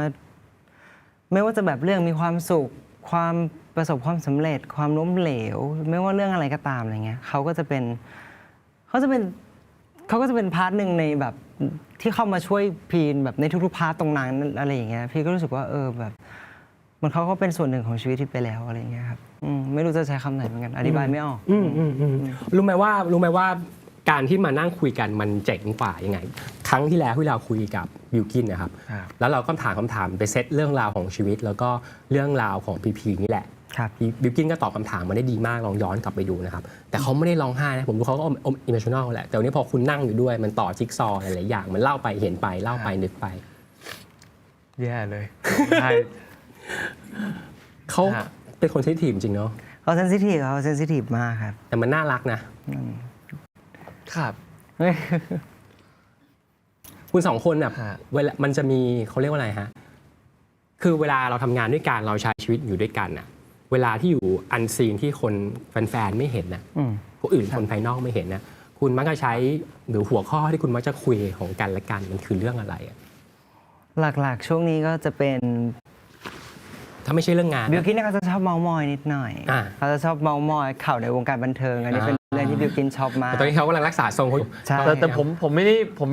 ด้รู้อะไรมากไปกว่าที่ข่าวบันเทิงออกนะ ใช่เขาก็จะมาถามว่าเธอรู้ไหมอะไรอย่างเงี้ย คือผมไม่ได้ ซึ่งผมก็ยังไม่รู้ด้วยซ้ำว่าข่าวบันเทิงกับ คือผมไม่ได้ เรื่องดีด้วยหรอ ผมไม่ได้มีเพื่อนในวงการเยอะเอาจริงๆหมายถึงว่า แต่พีก็อาจจะมีเยอะกว่าผมหน่อยนึงแต่ก็ไม่ได้เยอะมาก แล้วก็เยอะกว่าที่ผม รักข่าวส่วนใหญ่ที่จะไปถามเป็นข่าวสไตล์ไหน ทุกสไตล์ ทุก อะ สไตล์เลยครับ ของวงการบันเทิง คืออะไร ม่ว่าจะเกิดอะไรขึ้นเพื่อเป็นแบบข่าววงการบันเทิงที่เป็นแบบท็อปิกอยู่นะตอนนั้นเธอเรื่องนี้เรื่องอะไรอะอะไรอย่างเงี้ยก็ คือผมจะไม่รู้ไงผมก็จะแบบTikTok อะไรเงี้ยผมก็ไม่เล่นน่ะผมก็จะแบบผมก็จะเห็นแบบตามสื่อแบบ ที่มันเป็นไวรัลอย่างเงี้ย สื่อแบบสื่อหลักนะครับ อ่า สื่อตามหัวสื่อหลักอะไรเงี้ยแล้วมันเห็นว่าเฮ้ยเกิดอะไรขึ้นอ่ะ พี่รู้เรื่องปะ เออ เขาก็จะรู้ซะส่วนใหญ่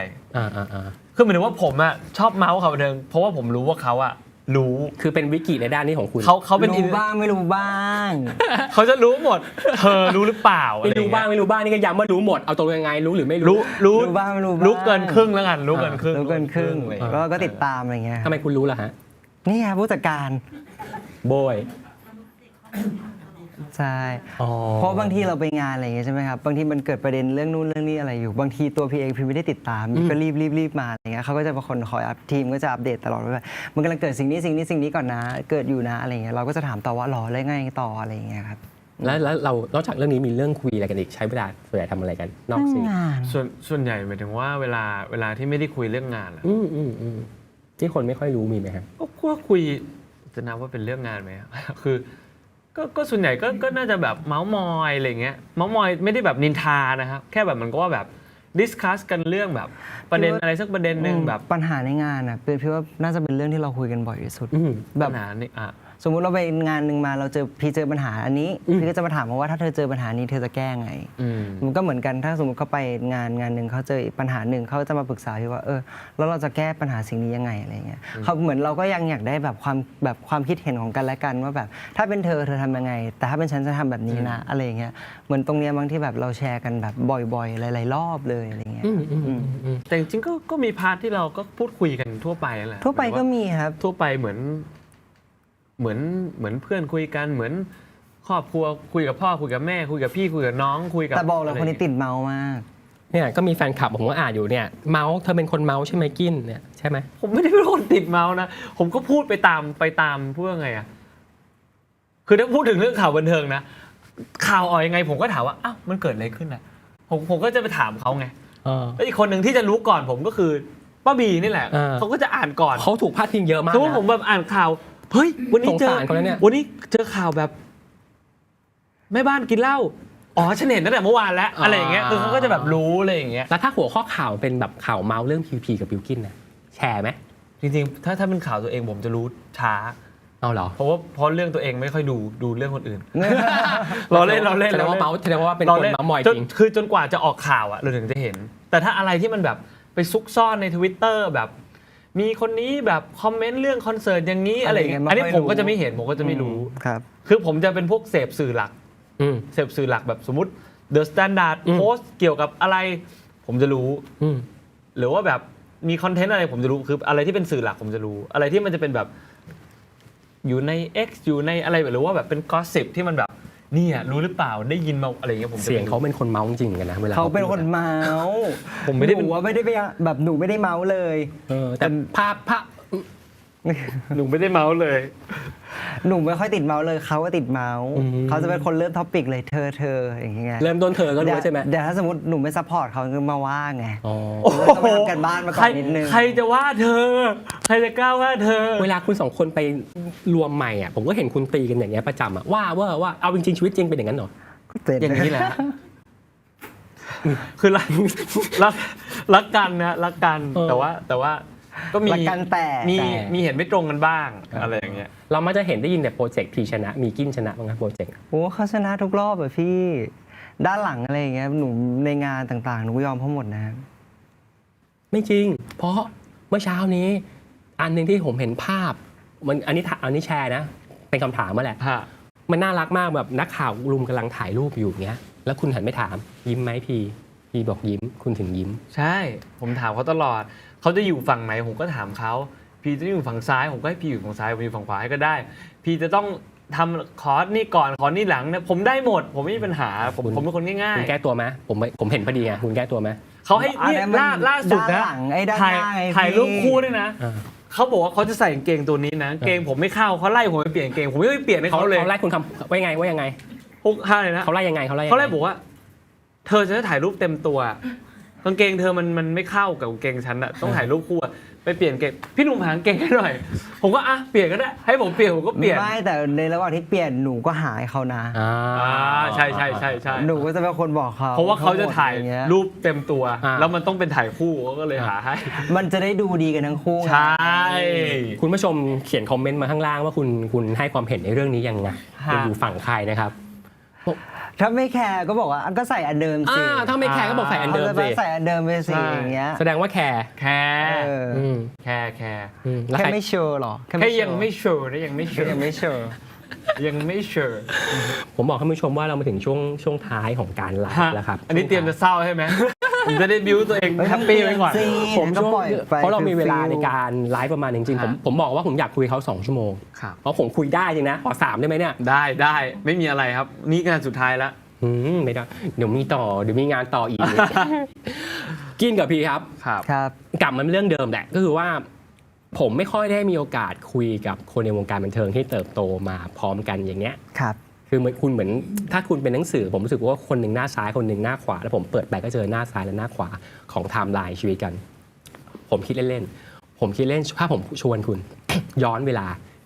กลับไปที่โรงเรียนกฎวิชาแห่งนั้นที่คุณเจอกันย้อนเวลากลับไปตอนนั้นนะคุณอยากบอกอะไรพีในวันนั้นและคุณอยากบอกอะไรกับบิลกิ้นในวันนั้นในสถาบันกฎวิชาในวันนั้นนะ ผมไม่อยากบอกอะไรเขาเลยอะ เหมือนกันเลย ผมว่าเขาคงไม่เชื่อผมอะ ไม่ว่าจะพูดอะไรก็ตามอะคือเขาเป็นคนที่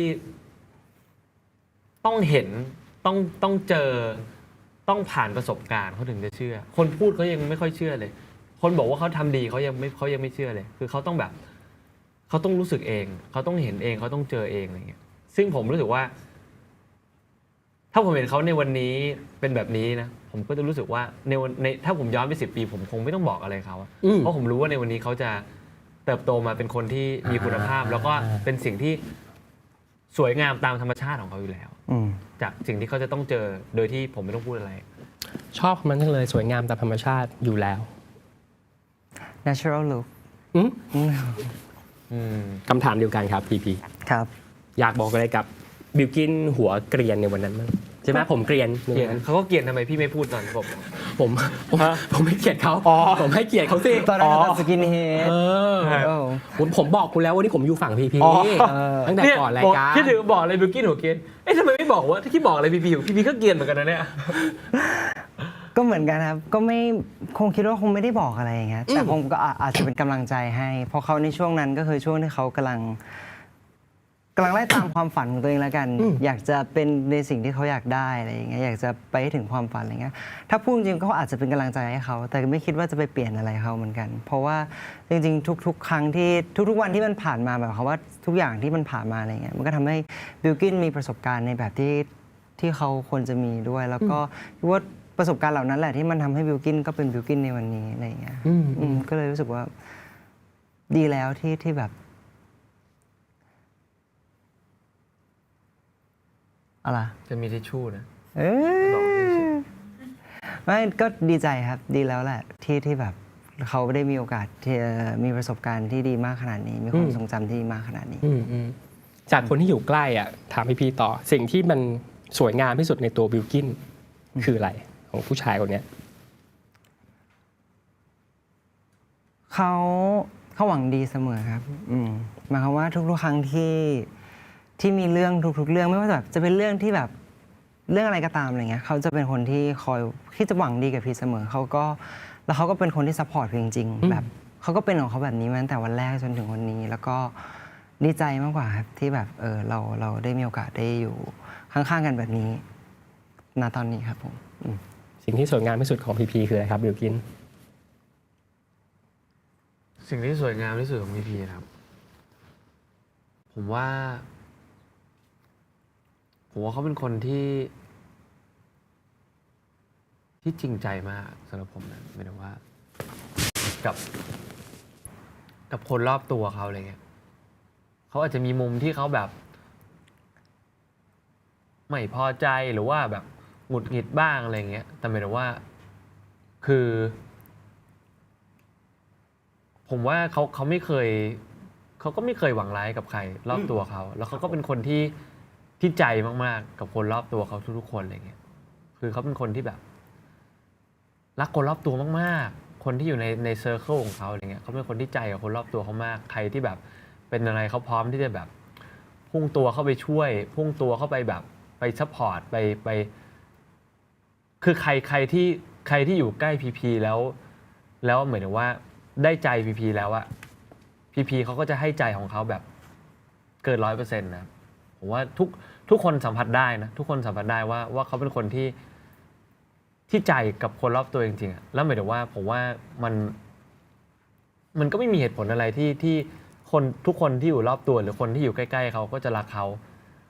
เพราะเขาเป็นของเขาแบบนี้แล้วก็หมายถึงว่าในตัวตนที่เขาเป็นของเขาแบบนี้มันก็เป็นสิ่งที่เรารู้สึกว่าเราก็รักแล้วเราก็มีความสุขที่เราจะได้ซัพพอร์ตแล้วก็เห็นเขาแล้วก็อยู่กับเขาที่เขาเป็นแบบนี้ทุกคนที่อยู่ใกล้ตัวจะรักเขาซึ่งพี่เชื่อเหลือเกินว่าเรื่องที่เราคุยกันตลอด1 ชั่วโมงนิดๆในวันนี้ครับโคตรน้อยมันก็เยอะแหละแต่พี่เชื่อว่าในคอนหมายถึงสิ่งที่บอกคือในคอนเสิร์ตอ่ะพี่เชื่อสุดใจเลยว่ามันจะเต็มไปด้วยแบบผมขายคอนเสิร์ตเฉยมันจะเต็มไปด้วยอิโมชันนอลเต็มไปด้วยเรื่องราวเต็มไปด้วยสตอรี่ไลน์ของชีวิตของกินกับพีมากกว่านี้แน่นอนเพราะว่าในวันนี้คุณยังขอบคุณที่มาแชร์นะผมชอบเลยเรื่องที่คุณแชร์มากๆแต่ผมก็เชื่อจริงๆว่าในคอนเสิร์ตจะยิ่งโคตรพิเศษกว่านี้แน่นอน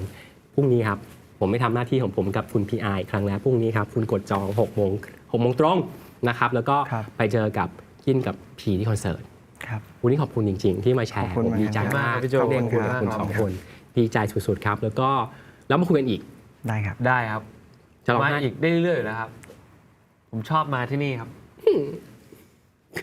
สำหรับผู้ชมชาวเด็ดสนัดป๊อปที่ดูไลฟ์อยู่ตอนนี้ครับอย่าลืมกดอย่ายืมไลฟ์ด้วยคัดไม่ได้ นั่นเลยครับ อย่าลืมกดไลค์กดแชร์กด Subscribe รายการนะครับแล้วก็ชอบที่เห็นอย่างไรกับแชร์ทูแชร์ EP นี้เขียนเข้ามาบอกเราอยากบอกอะไรกับกินกับพีบอกมาหน่อยผมขอโทษที่อ่านคำถามของคุณไม่ได้หมดผมเห็นแล้วผมเห็นข้อความที่เต็มไปด้วยความรักมหาศาลที่ส่งมาให้ 2 คนนี้ตลอดไลฟ์นะครับวันนี้ผมขอบคุณ Not Republic นะครับที่มอบเก้าอี้ About Allow Share นะครับจากแบรนด์ Hay HAY แบรนด์เฟอร์นิเจอร์จากเดนมาร์กที่มีความโดดเด่นเรื่องความเรียบง่ายแต่สามารถใช้ในชีวิตประจำวันได้นะครับแล้วก็จบจากไลฟ์นี้อย่าลืมกดมาดูย้อนหลังกันแล้วก็ถ้าใครอยากฟังแบบเสียงนะครับสามารถฟังแบบเสียงได้ที่ Spotify หรือ Apple Podcast แล้วก็ติดตามแชร์ทูแชร์ต่อไปเรื่อยๆจดจากไลฟ์นี้ตั้งเวลา 6 โมงเย็นวันพรุ่งนี้ไปซื้อบัตรของเขา 2 คนขอบคุณที่มานั่งแชร์ทูแชร์วันนี้ ขอบคุณ ครับ โจ มีความสุขในการคุยกับกินทุกครั้งแล้วก็ดีใจที่วันนี้จะคงไม่ใช่ครั้งแรกได้คุยกับพี ครับ แล้วเรามาต่อไทม์ไลน์ในชีวิตของคุณ 2 คนอีกครั้ง ได้เลยครับ แล้วก็อย่างที่กินบอกจริงๆว่า ในช่วงชีวิตไทม์ไลน์ของกินเนี่ยไม่เคยมีช่วงไหนที่พีหลุดจากไทม์ไลน์นั้นเลย วันนี้เราเห็นสตอรี่ไลน์ของไทม์ไลน์นั้นแล้วมันก็สวยงามอย่างที่ทั้ง 2 คนคุยกัน ไม่อยากให้จบไลฟ์เลย ขอบคุณครับ ขอบคุณคนที่ดูนะครับ บ๊ายบายครับ แล้วเจอกันโอกาสหน้าครับ ขอบคุณมากครับ โจขอบคุณนะครับ ขอบคุณมากๆขอบคุณมาก ขอบคุณครับพี่โจ้